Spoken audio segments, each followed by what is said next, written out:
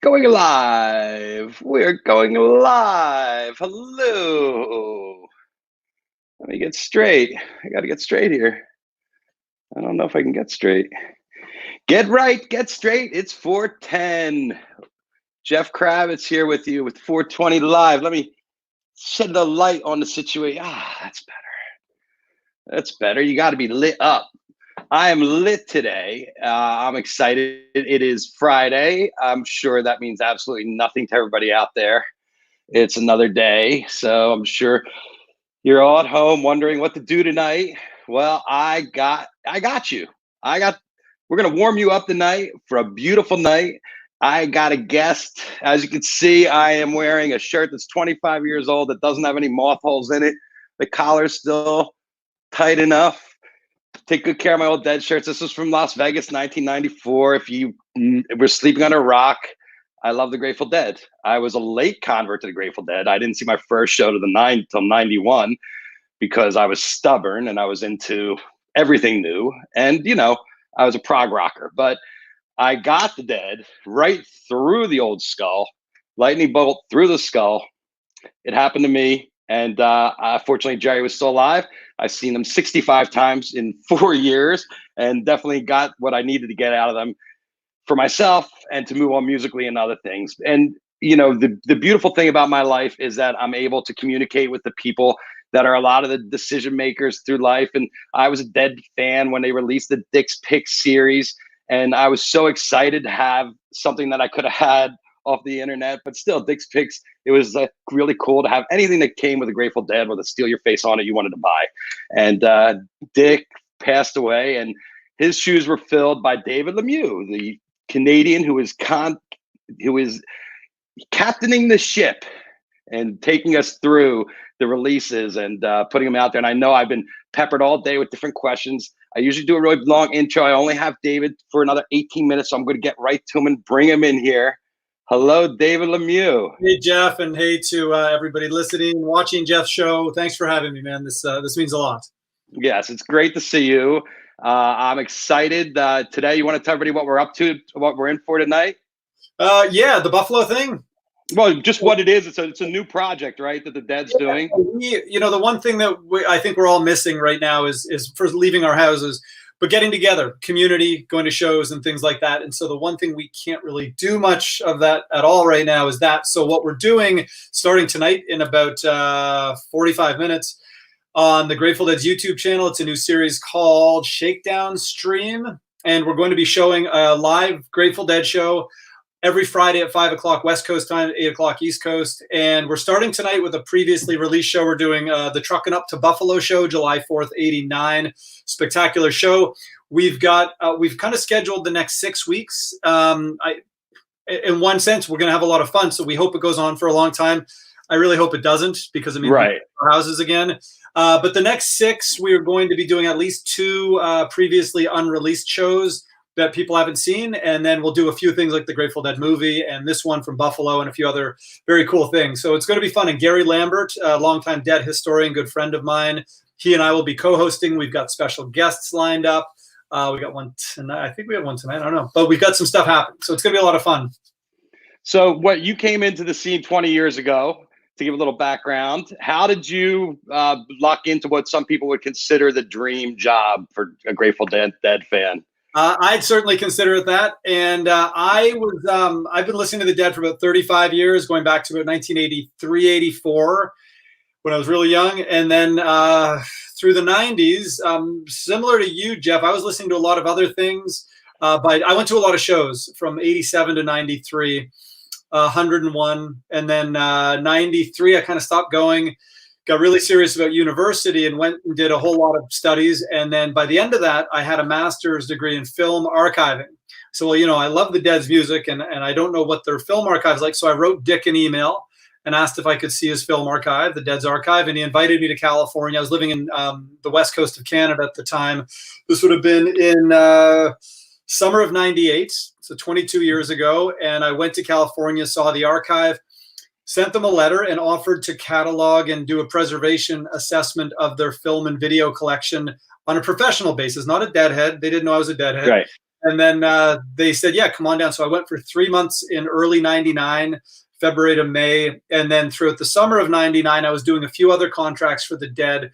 And during one of the bigger contracts in August, that's when Dick passed away. And while I was working, they just asked me to stick around. And that was a little under 21 years ago.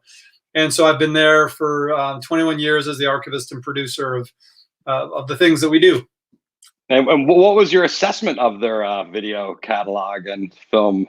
It was mostly in good shape. They had a lot of good analog format. The analog stuff is in pretty good shape. There's a format called U-matic, 3/4 inch video, a little more professional than a VHS, but not. It's not a preservation. It's still the cartridge, right? Exactly. Still a cartridge you put in the machine. And so what I kind of told them we need to back some of those up. And then there was a digital format in the early 90s of 90 to 92 called D2. And terrific quality, but as all early digital formats, it's not that robust. So that was another thing I suggested we back those up. And then a big thing I did was catalog the Grateful Dead movie 16 millimeter film outtakes, which was so that we could do ultimately the Grateful Dead movie DVD. So it was an assessment of what needed to be backed up right now, what was relatively safe, which was, the Buffalo show tonight was recorded to 1-inch video, which is open reel video, just like an open reel audio tape. And so that stuff is in pretty good shape. And here we're still doing stuff from that material from 31 years ago, from 89. And knock wood, it's in as good shape now as it was then. So that's a less of a priority, although ultimately we'll get it all backed up. Was that 32 track or 16? What did they, I know they. Well, they recorded the video. The video is the video, but then the audio was recorded to 24-track, 2-inch analog tape. So for something like Buffalo, that's an exciting thing about Buffalo is that in addition to this incredible 6-camera video shoot, we've got the 24-track audio, which allows us to mix it and make it sound like a big proper live album. And for the DVD and theatrical, we could actually do a surround sound mix, which is cool. So if you saw this in theaters, which I think we've put it in the theaters, but we've also done a DVD with remember 5.1. So it's got the good surround sound mix on it. So how hip was Dick to digitizing?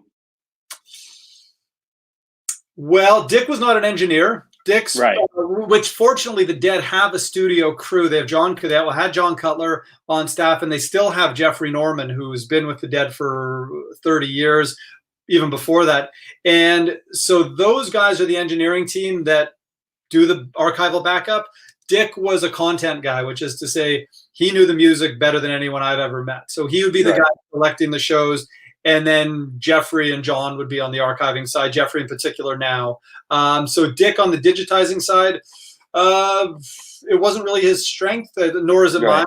I'm not an engineer. No, but I meant as far as getting the catalog all digitized and taking all the stuff from analog and putting it in a computer more than him doing it himself, but even farming it out to others. Yeah, Dick would do it methodically, which is to say, let's do a tour. Let's say, and Dick knew that there's a video format from the mid 80s called Beta.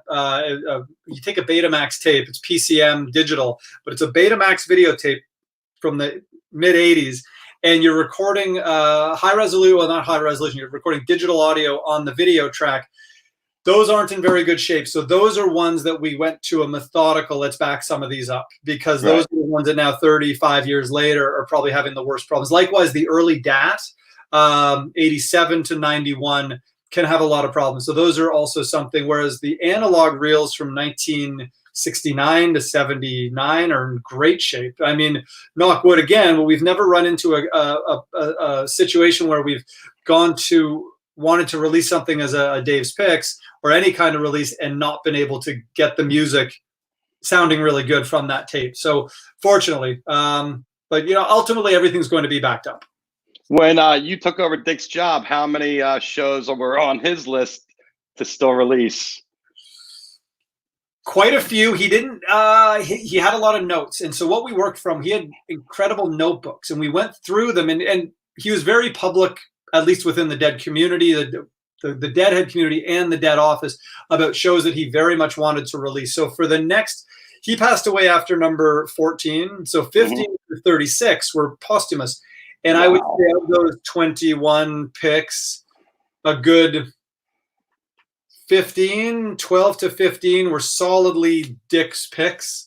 The rest were things that we ventured into some eras that might not have been on Dick's list. We did a 92 show that's, I think, tremendous, December 16th, 92 in Oakland. I don't think that was necessarily on his list, but then I can think of countless things. There's a couple shows from 73 and some 70. I can think countless shows that were very high on Dick's list. And again, we went through his notes, very detailed notes, where he would do a song-by-song analysis of any given show. And we'd say, well, even though we didn't explicitly know this is something you wanted released, the notes were pretty clear.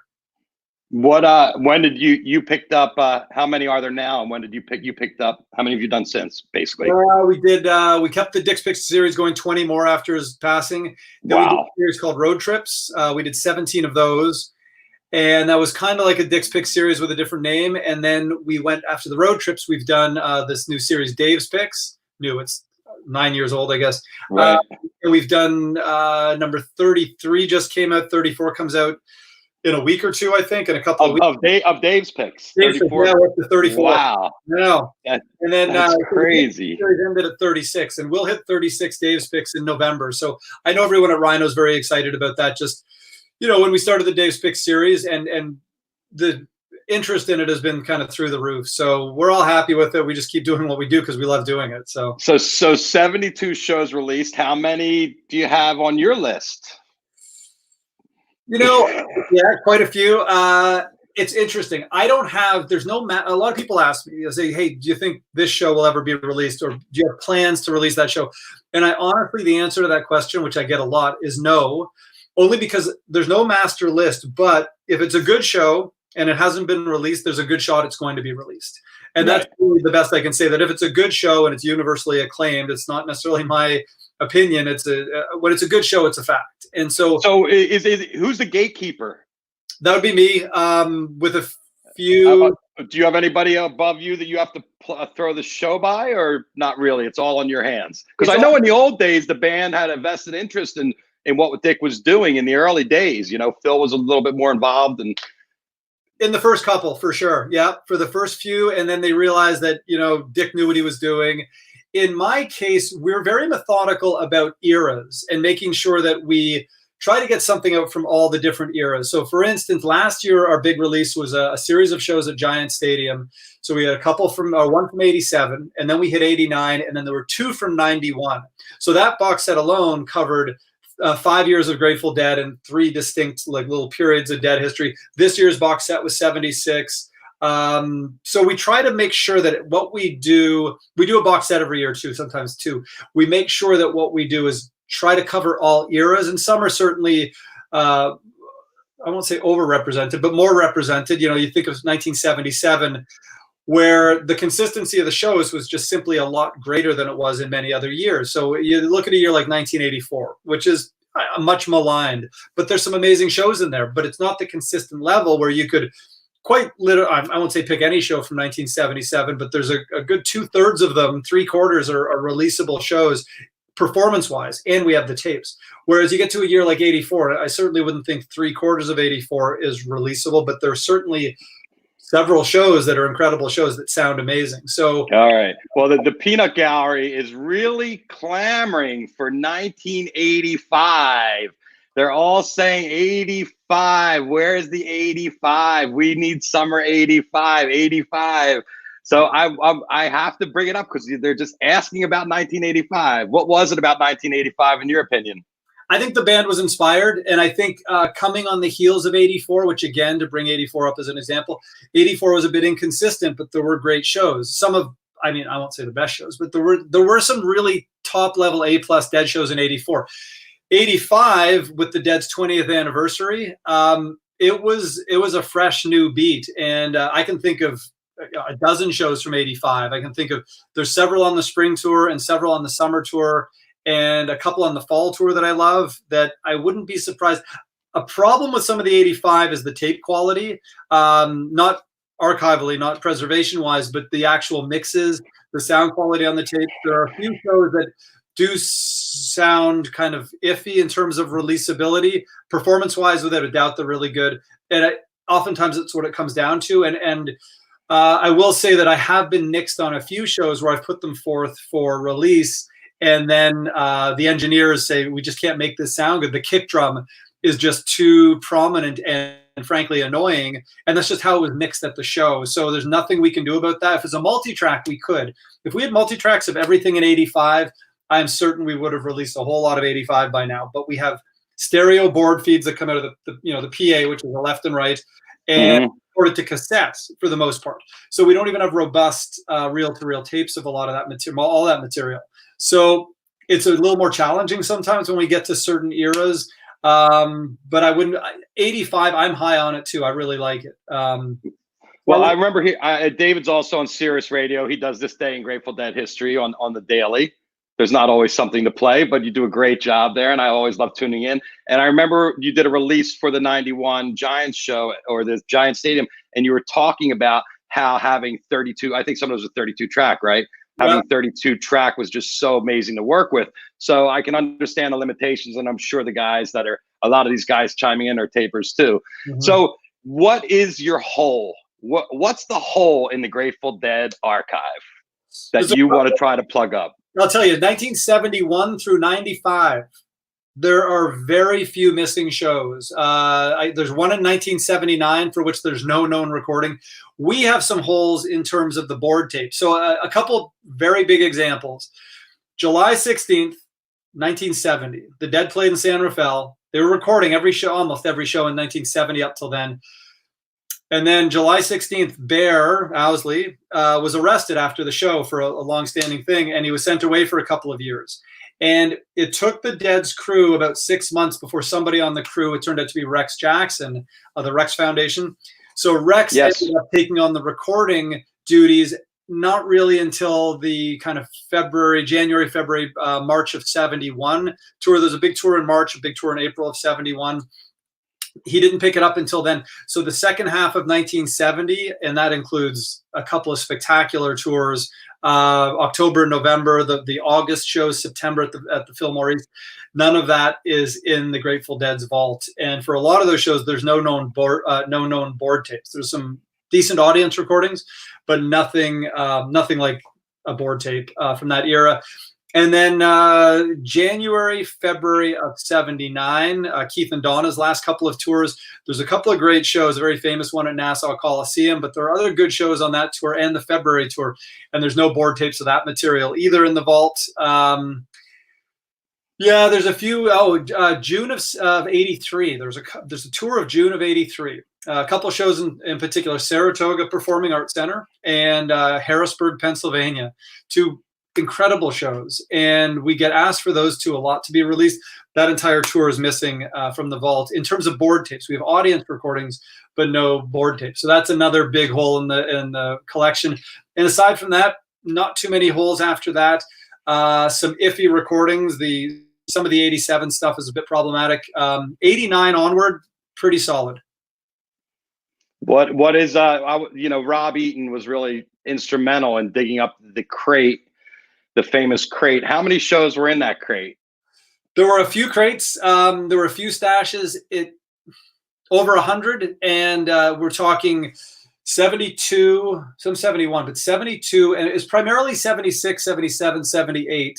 But there was a fair amount of 72 and 73, and it's over 100 complete shows. And these were the ones, we've talked about this a lot, that the shows like Cornell, the new June of 1976 box set that just came out a month ago, July 78, the fall 77 that we've been releasing as the Dave's Picks, the Binghamton, New York, and what else? 1029 in DeKalb, Illinois.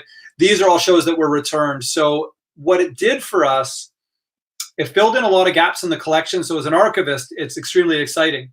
As a producer, what it's done for me is we've a lot of tapes in the vault already, and we had enough to keep going at the level we're going in terms of both quantity of releases and, I think just as importantly, quality of releases for a lot more years. What this has done by getting these 100 top-level Dead shows back is it's allowed us to keep going at the same pace, but the amount of time we can go is now many more years. So it's gone from a decade or a decade and a half to maybe 20 or 30 years at this pace. I don't know if we'll keep releasing CDs for 30 years, but we certainly have the material to do so. Yeah, it's absolutely incredible. Is there another guy that's done more for your collection than Rob? Is there anybody else single-handed? Rob also connected us with the people who owned the other batches. So there were, Rob kind of got his hands on them and kind of cleaned them up and did some preservation work on them. It was exceptional.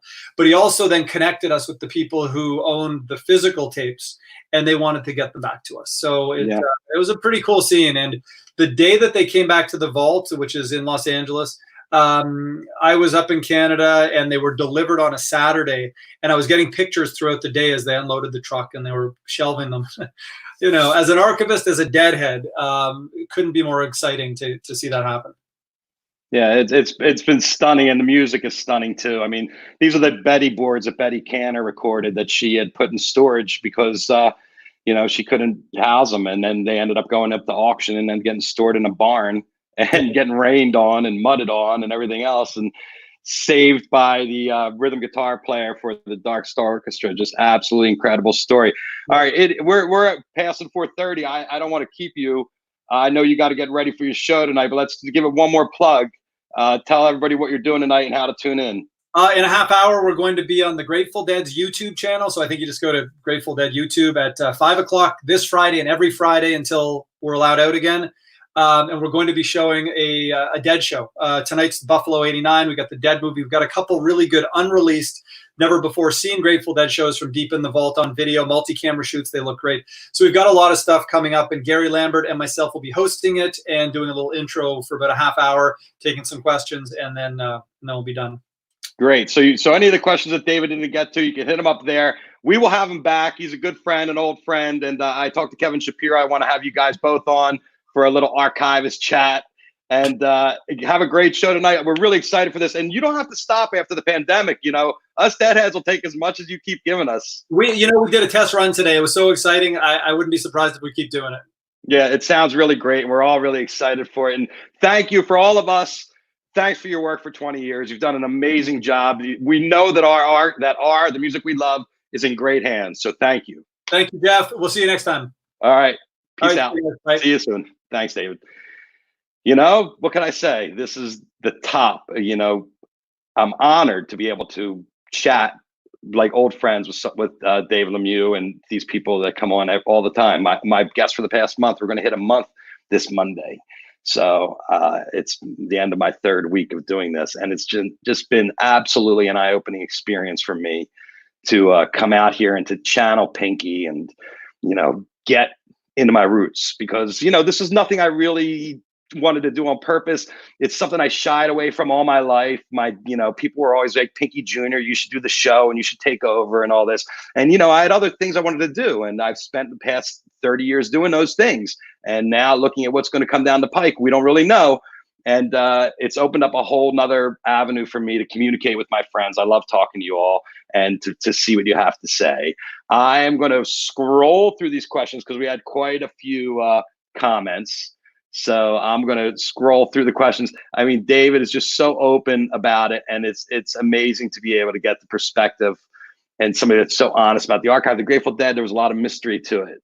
So it's really good. So I like Dan Collette. Is Cornell 77 a fake show created secretly in the same sound stage that they faked the moon landing on?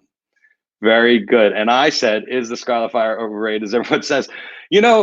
I've heard better Scarlet Fires. I do like it, though. I think it's great. But that show in general, it's the St. Stephen. It's all good, So he is something else. Tomorrow, we're going to have another archivist on. I have Armando Gallo coming on. He was archivist for Genesis, and he was a photographer for them and works with the Hollywood Foreign Press. And we're going to talk about his total obsession.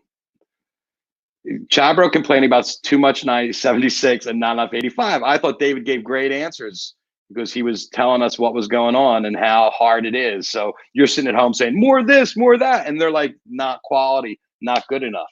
So if you're sitting on something at home and you can fill up any of the holes that David has, just let me know. I'd be happy to put you in contact with him. Yeah, Mateo Esquandolis, Dead Base. Come on. There's all kinds of Grateful Dead minutiae out there. I used to follow that stuff, see what shows you saw, go back and see what's going on. You guys, Sheldon and Chabro and Chris Kovac here, going back and forth with the 85 is just so hilarious. I hope you got your answer today, Chad, bro. You know, because you were bugging about me about all day. Bob English also chimed in. 20 years so far for David, just in the archives and killing it. Thank you. Jordan Rothstein was impressed with my guest here. Yeah, Jerry got sober. That's what happened. 20 years. Back and forth. You know, it's hard to be a rock star. I have a hard time. What makes a good show? Well, something he's got to pass, Josh. I'm like through everything. And John Siva, yes, probably 624 to 7185. As good a week as there was in the 80s. Yes. Find the tapes. Mitch, I don't know. But you heard what he had to say about his holes. So unless he was talking about it. Yeah, Chabro was losing it today. Hey, Merriweather 85 started with Bobby. You see, I just love this. Dave Kane, Lauren, thank you for tuning in. Val, we're loving doing this. Yeah, thanks, Kelly. Not DJ's birthday. Seth, it was pretty cool. As the question was coming out of my mouth, I saw your comment come up about the Betty board. So we're all thinking on the same wavelength here. I just want you to know I'm channeling you guys. I'm listening to what he says and I'm feeling the flow of the conversation and we're just going with it. I don't have any questions or papers or notes. You know, I'm just winging this here with you guys. Just telling you what's going on. The crate. Yeah, Sheldon, the crate. Thank you, Bochet, for tuning in, and turning on. Chuck Kirschenblatt, the Betty boards. I don't know. I wasn't there. I was late. And Sheldon, his opinion, in and out of the garden, 79 through 94. That's actually a good one. I wish I would have seen that a little bit earlier. So thanks, Michelle. Thank you for tuning in to the show. And I'm glad you guys are driving and listening.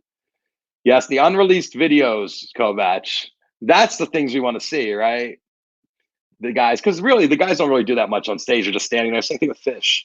The Fishman might run around for a song once every 5 songs or something. It's kind of crazy. Anyway, I hope everyone's having a great day today. It's Friday. You know, I know things aren't easy at home. Everybody is getting on top of each other. You're welcome, Kerry. I'm happy to be here. Ike, checking in. Thank you. Jeff Gordon. Yes, he is. He's a class guy. He really is. Carolyn, thank you. Thank you for coming in and tuning in today. I actually put up a couple pictures here. I didn't get to share them with David, but I'll show it to you guys because I really didn't shoot the Grateful Dead much. When I was going to Dead shows, I was going to dance and party. I was not like, oh, I need to bring a camera, but I did bring a camera occasionally. And this is Autzen Stadium right here, the home of the Oregon Ducks. And you can see it is packed to the rafters. And the way the trees came over this and the mountains over the top there, absolutely beautiful. And that's where my daughter Kiki went to college. So pretty classic. And there's Phil Lesh, the bass player for the Grateful Dead. This is Seattle, 95. 94. Yeah, I think 94. I met Garcia on the treadmill at the Four Seasons. That's a whole nother story. But I met Jerry on the treadmill of the Four Seasons 2 days in a row. And we had a conversation each day for about a half an hour, 20 minutes while he was working out, believe it or not, trying to stay alive. Yeah, I think it was 94. And Jules was working at the Four Seasons, and I was able to get a nice cheap rate there, and the band was staying there. Bobby was in the bar, and then Jerry would be out working out in the morning. This is Tempe, Arizona, Jerry playing Rosebud. And with a big smile on his face, watching Bobby just go at it. And here's the whole Dead in Seattle at that Seattle show where Jerry was on the treadmill. And this is up in Oakland. Jerry playing it. This is also Seattle.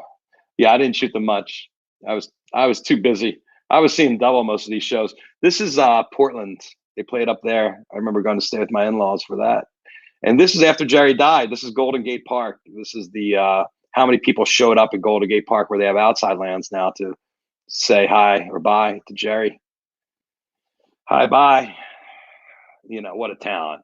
this guy lit it up. He was one of a kind. You know, there's nobody going to be quite like him. Many imitators, few originals. Yeah, you'd pay $1 trillion. Kent, great comment. Yeah, $1 trillion for a shot of you and Jerry on treadmills. Well, I was just hanging out at the base of his treadmill. He was trying to like work out. You know, what did I say to Jerry? Everything. I literally peppered him with questions, and I talked about songs. I was like, "Can we talk about songs?" He's like, "What songs want to talk about?" I was like, "Dark Star," like a total wook. Yeah, I want to hear about Dark Star. And he's like, "It's a beautiful song. I love that song." I was like, and I didn't say, "Why don't you play it?" And we talked about St. Stephen. At that time, the Dead were kind of practicing it, and they were heard practicing it in Oakland, and I said, "Well, what about St. Stephen? Did you guys really practice it? I mean, is that something that's possible?" And he's like, "You know what? St. Stephen's a very theatrical song, and we're not a theatrical band," which I found a very interesting perspective from Jerry, that they're not really, you know, St. Stephen, if you listen, is very Baroque and has some crazy stops in it and starts. And, you know, it was interesting. And literally talked about bluegrass, talked about how Jerry was a taper. I don't know if you guys know this, but Jerry was a taper. And he would go to bluegrass shows, and they wouldn't have PAs back in those days. So bluegrass show, you'd go and everybody would crowd around the stage. And at the front of the stage, it'd have a power strip where people would plug in their wall and sack. You had a wall and stack tape deck in those days. They were the reel-to-reel, quarter-inch reel-to-reels. And he would sit there with a microphone, hold the microphone up so he could listen to what the guys were playing and then take it back. And he was playing banjo at the time and play his banjo to it. So Jerry started off as a taper, which I think was one of the reasons he allowed the Dead to be taped. I mean, that's another unusual thing about a band, is they don't usually allow themselves to be taped. The fact that Grateful Dead had a bunch of guys in the back with microphones taping the shows was a total anomaly in the world of rock and roll. You never saw that. And, I mean, I saw later with Fish, of course, and with the other bands, Humphreys and everybody else, allowed taping. But back in those days, that was kind of unheard of, to allow people come in with all their equipment and gear. So it was an interesting time, and Jerry was an interesting guy, and it was unique to meet him. And then I went back the next day, the same time, and he was in there. So any questions I had left in my brain, like, oh, I should have talked about this, should have talked about that, I just loaded up. It's kind of like I'm talking to David here, or any of the other interviews I had. I was interviewing Jerry, and he's huffing and puffing. So it's all good. Everybody, I'm going to let you go get ready, because this show's coming on soon. We had a short show today because David had to run. And Mel just commented, do you remember concerts? Do you remember fun?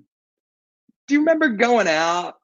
Do you remember someone putting a plate in front of you and then not having to take it away and clean it up? Take your plate, put it in the dishwasher. You know, everybody's got to clean up after themselves at home. Nobody wants to clean up anyone else's cups or bowls. That stuff gets old really fast. Oh, you're talking about a great time to make a site to archive our personal GD stats. You're talking about like helping friendly app where you can put in all your Fish shows and shows you how many times you've seen Fluffhead, right? Well, if you need that for the Grateful Dead, you probably have too much time on your hands. Then you should make it, because, you know, I'm sure it would work. Raskin likes concerts. Yes. I like plates. Reba likes plates. Do you remember fun? Lona, do you remember fun? It's so, you know what? This is the biggest cock block of our lives, folks. There's not going to come a time in your life, let's pray, where it gets like this, where you can't go out. We got to get over this. You know, something's got to break. I want to see you all. I miss you all. I want you to take care of yourselves, take care of each others. Take care of others. Bring someone a meal. Bring someone a snack. Bring me a snack. Oh, wait. I have something to tell you. First of all, we will be giving away a solo pipe. I'm trying to get a bunch of them. I want to give one away. 413 to 420. We are going big here. I'm trying to give a solo pipe away a day. I just talked to them today. I'm waiting for the thing. If you didn't see the solo pipe on the show, it's your one-handed pipe. Really good for you one-handed stoners, or people that just want to have a beer in one hand and a pipe in the other. It's absolutely a great invention. It has a little thing here that closes up, so you stash it, you put it away. It's great. This is not a paid advertisement. I'm actually a solo pipe owner also. And then the second thing is I talked to my good friend Brian Raskin today. Hold on, let me bring up my banners. First is Solo Pipe Venice. If you're interested in your solo pipe, that's right here. Comes in the handy little case with a cleaner and everything. And the second thing I want to tell you is that we're going to give away a beautiful Hetty old school glass. My friend Brian Raskin is working in his secret laboratory somewhere in the Northeast United States, and he is popping out these beautiful tubes. Ta-da! Look at this. Look at the detail work. The little knobs, the way it fits in your hand. I mean, this is butter. So we're going to figure it out. My kids are trying to explain to me how to do a giveaway these days. They're like, they got to follow you and 3 people and follow him. And then it's a random thing you put it in. Kiki doesn't talk like that anyway. But so we're going to give away some swag on, and I'm trying to get some more stuff to give away. So yes, that's a beaut, right? I will be figuring it out. Do they make a dabber? I bet you what he could do is he also can put it on with the this has a rubber stopper on it, right? But I've seen him do them with the glass on glass, and that's what you want for that, because you get the torch so close. So we'll be giving away a tube from my old friends at Hetty Old School Glass. He's literally blowing it today. He's going to take a picture of it. He's going to send it to me. We're going to start taking entrants from the 13th, which will be my 1 month anniversary on the air. We're going to do special shows all week next week. I am loading it up. There's going to be a lot of cannabis themed shows going on. So for all you people out there, enjoy yourself a little relaxation. This is for you guys. So we're going to come at you. We're going to keep it light. Yes, that it is crazy good glasswork. This is talent. And the thing is, Brian also makes wine glasses, and he also makes lights too through Mirador Glass. It's swag, not swag. You see, I have to learn from you kids, Mel. I have to learn. The Yellow Heart from Josh Katz. Yeah, pick it up. You'll pick it up. I'm just looking at the comments here. Yeah, so we're doing it, Corey. We're doing it. We're taking it to you. I want to figure out a way to give you guys all grass, but I don't know if how that's going to work out. You just have to come by, and I'll throw a butt out the window. You know what, people? I never thought we'd get to this level. I can't even watch the television anymore. I'm so glad that nobody's running that press conference and listening to that guy. I don't have the patience for him. I'll take anybody, everybody's like Cuomo, this and that, whatever. The main thing is that you guys all take care of yourselves, take care of each other, nurture nature, nurture the nature, keep everybody happy. Don't fight at home. It's so easy. If you're being abused or somebody's smacking you, give me a call and I'll come over there and take care of them. Take care of each other. Please be safe. The social distancing, the mask, I'm wearing a mask everywhere I go. What I find is if you put on the mask and then put on like a unicorn head or something like that, it really makes people's day. So do it up. Oh, wait, it's this $70 ounces here in Canada. Yeah, it's not like that here. $70 ace if you go to MedMen. Oh, ouch. But we don't go to MedMen, do we? Smart men don't let their friends shop at MedMen. My dog for president 2020. I kind of like that. I would vote for anybody over Trump, so I don't really care. Bernie, Joe, I like Cuomo. I think he's amazing, of course. I would love to see that happen. I think what him and Chris are doing is brilliant. They're really providing a nice laugh for us when we need it. I can't watch the Cheeto. He's not smart. He's not telling you anything that you don't know. I think the best thing to do is just trust your instinct and don't listen to him, because he's just trying to kill everybody. Don't go out. I mean, we're not going to be going out. I know everybody's holding out for concerts and hoping and praying, but I don't see how this is happening until there's a vaccine, and that's what's coming out in the press. So I know it's depressing, but you know what? We have each other. We're going to keep each other entertained. We're going to watch a lot of shows. I want you to tune into that Grateful Dead show tonight and check out the surround sound. Put it on your good stereo, crank it up, and dance. You got some shrooms in the freezer? Chomp, chomp, chomp. Let's go. Let's rage it up. Tomorrow, Armando Gallo, world famous photographer, member of the Hollywood Foreign Press. He's going to talk old school Genesis. I mean, he was there. Gabriel was wearing the flower and the fox head and the dress. And, you know, he's seen it and photographed it all. Amazing, amazing guy. We're going to get some great perspective on what it is to be a real historian. And that's kind of what I do too. But this guy did it specifically with a certain band. In those days, there weren't a lot of photographers. So he picked it up and picked up on it early. So stay safe out there. Take care of each other. Here comes the hug. I can't wait to give each and every one of you one of those in person. Have a great day. Enjoy your weekend. Tune in. Happy Easter for those of you celebrating. I went to Rouse yesterday, 70% off Easter candy. All you Jews, that's what I did. I loaded up. I'm like, M&Ms. Have a great day. Jews on Easter candy. See you later.